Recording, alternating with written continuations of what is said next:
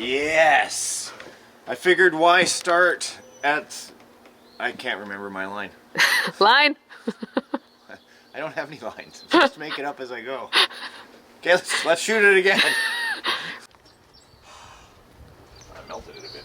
It's coffee breath. Look at that! What do you think? I didn't build the car. You guys are still going to get to see the build. Look at this super beauty, hey? This is my MCD supercar that I got from CARDiNAL Racing. At the end of this video, check down below and click on the CARDiNAL Racing website so you can go and check out their vast collection of 1/5 scale radio controlled cars. That is absolutely massive. That's where I got this one. A shout out to my friend Anthony at ORRC here in Nova Scotia for giving me a hand in painting this huge body. I cannot believe it. I wanted to show it off and start basically at the end so you guys could see it right away, because we only have like the first, you know, like what, a few thousand people. They just leave in the first 30 seconds. Yeah. So there, you're done, you're welcome. Yeah. Bye, another rest of you. The people that are staying around for it. Let's pop the top. I've got the fin on the back. When I get excited, I just blather on. Look at these pins on the side. Look how they're held in by the rubber. We don't have to worry about losing the body pins anymore. I know, held on all sides, and then it's just simply lift and pop the big bad boy off like that. Painted on the inside, white backing. Really makes that color pop with the white backing, hey? It does it ever. And the reason why I even did this, and I got to agree, in the last video I said that this looked to me like a Zonda. And a lot of people came back and said it looked like a McLaren. And I got to agree. It's like a mix between the two. And I think because it's unlicensed and we can use our imagination, it can be whatever you guys think it wants to be. That's the beauty of this hobby, right? But I did give it a Zonda paint job. I did, guys. Well, Anthony and I did. We looked at so many pictures, picked out the teal. It's amazing. Okay, moving on. So I've got this empty blank shell today. This is what's called a roller for those that are just getting started in the RC hobby. This is a roller. What does that mean? Everything is already assembled except for the electronics aren't put in. Right, I changed over the wheels to the black wheels so we could have a nice match with the body. But the thing powering these wheels, look at this. This is the Leaner LMT 3080 brushless motor that is sensored. Look at that, it looks like a distributor cap on the end, because basically here is the electronic speed control. Okay, sorry, 1 second. Yes. Whoa. Yes, whoa. yes, I know. What? It's like a mix of Predator and... Well, Star Trek, really. Yeah. It's like Borg, straight up Borg shit right here. So, MGM controllers makes this electronic speed control. This is actually a 400 amp continuous output, 500 amp burst peak rating, which is insane power for this motor right here, which is rated for 15S Lipo, you guys. I'm not attempting, don't even start with me. I will attempt to learn 12S. You know what you should do. Yeah, exactly, right? You've never done it before, but you should do this. You sidetracked me here as I'm shoving this through the tight hole. Oh my God, really? It's my fault. It's my fault. So as you notice, I've got grease boots back here where I've got to grease the shaft. You want to slide the rubber back over the shaft and get your grease. Really get in there. Yeah, well, you can see it's pre-greased from MCD there already, CARDiNAL Racing, making sure that the car went out prepared. So the grease boot is over. I don't even have to do that, but you know what? Good to check. I don't see any rips in the boot at all. What about this one? This is not a rip, it's just from the actual form. And then on the inside of the boot is the grease. There is grease. I might grease it up a bit more just because I'm anal like that. Oh! Okay, you got some grease on your nail. That's okay, that happens. It's dirty grease though. Anybody got a cloth? Here, I got one right here. Okay, so with all this ready to go, pay for those nails, babe, pick it up. Wow, that's like a... That's a handful, hey? Yeah, that is a handful. It's got quite a bit of weight for 2,000 ounces of torque. This is going to be independently powered by a 4S Lipo battery that I'm going to be putting back here. This is going to be able to, I was going to use 2 of these, because I thought, hey, why not use two beasts? It's going to be super powerful and cool, which it is, and I could do, but I almost feel like I'm doing a disservice to REEFS RC, because with 2,000 ounces of torque, I can remove this crossbar right here and actually slide this in and have one running there with their servo. Look at this. Here's their dual servo Oh, arm. that's what I was going to ask, my rookie question. Arms, yeah, on either Oh, side. no way. Steering arm here. Okay, so as I begin my build, good and bad right out of the gate for me, I noticed that this ring is actually not big enough to go around my 3080 censored. Look at this. The diameter is good where the cooling fans are up in the front. You can fit it over that. But unfortunately, it's supposed to go over the back here, and there's no way, even if I spread it apart a little bit, to make it work. But not a big deal, because this is the actual motor mount bracket that goes onto the mount, and that will screw in perfectly. I don't think we'll have any issue there. I might even just modify this and cut it just to be a hanger. Did he just say he's gonna cut it? It's RC, baby. Modify, make it work the way you want. If I put an oversized motor in, that's my issue. You know what I'm already falling in love with MCD for is all the thought that seems to have gone into this. Like look at this. You see this hole here on the motor mount plate? I'm going to spin this around. That is literally so I can access the pinion screw if I need to tighten it or loosen it. That's amazing. Look at all of the adjustment points on here.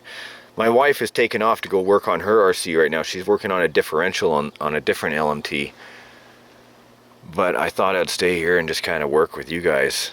Amazing. I don't need to have a throttle servo because there is no throttle. But there is a brake servo. Very interesting. It makes me wonder, do I need to have a mechanical brake with the motor slowing this car down? Or shall I just go ahead and upgrade eventually to the hydraulic disc brakes, because I believe I can put hydraulic brakes on here. Well, I do have another servo for the mechanical brake, which we can use here because there's a pad there and a disc here with the pads on either side. Very cool. Okay, a few moments later, test fitting, and I want to show you, I removed 3 screws, one back there and then 2 off the front. The easy mount pinion system that's going on here, easy mesh. Here is the pinion adjuster right there. I've got a 25 tooth pinion on here. Look at that. Dun dun. So easy to adjust with all the fitments, and I can remove the whole cradle right there. Speaking of cradle, I said hanger earlier, but here is the round piece. I actually modified it. Yeah, I know, but that's the way it goes. I wanted it to fit in there nice and smooth, so at least underneath I can cradle this motor. It's being held in by those 4 screws on the front and a cradle on the bottom. I'm not going to have any issue at all that I foresee. We'll find out together, I guess. And then the cradle installed, spacers installed, everything's being held at the right angle, support in the back. I don't really see any issue here. Even if I did, I could just put a wrap around it, which is, wow. Does that, like, my forearm, guys, like, ba-boom, it's a monster motor.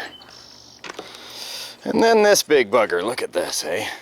So there is the mount from MGM. But there's no specific mount that I know of on the car. So what I'm going to do is, looking at this whole setup, like this is the brain, right? Where does the brain fit in here, plus batteries? So what I'm going to do is I'm going to be removing the battery box for the servos.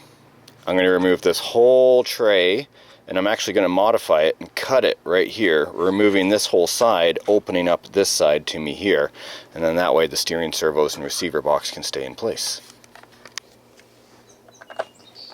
You're not going to use a drill? Sometimes I like the finesse and gentle feel of a hand job. Beautiful. How did your LMT build go? Awesome. I look forward to editing that later. I actually unscrewed all that. Yeah, right. I just gave myself a hand job. You missed it. Mm-hmm.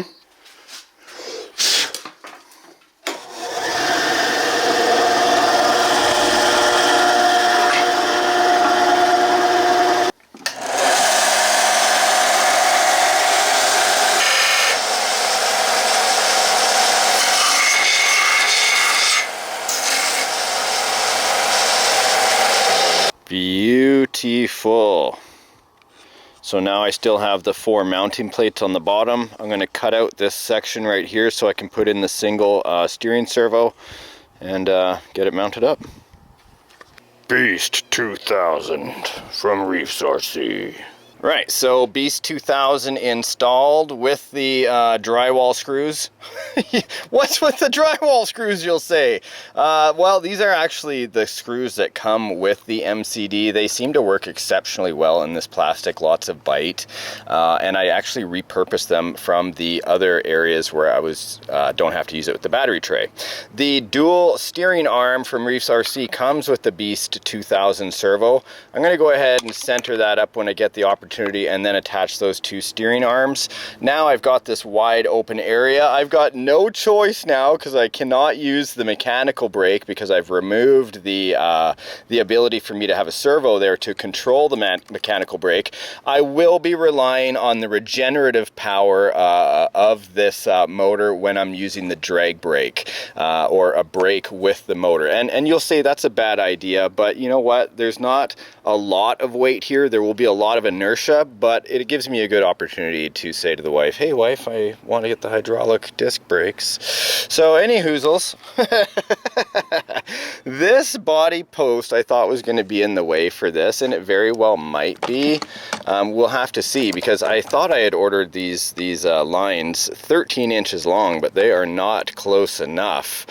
So I may have to make some extensions on the wires today. In fact, I'm 100% sure I have to make extensions on the wires, which means it kind of stops me in my tracks for today. I know, boo!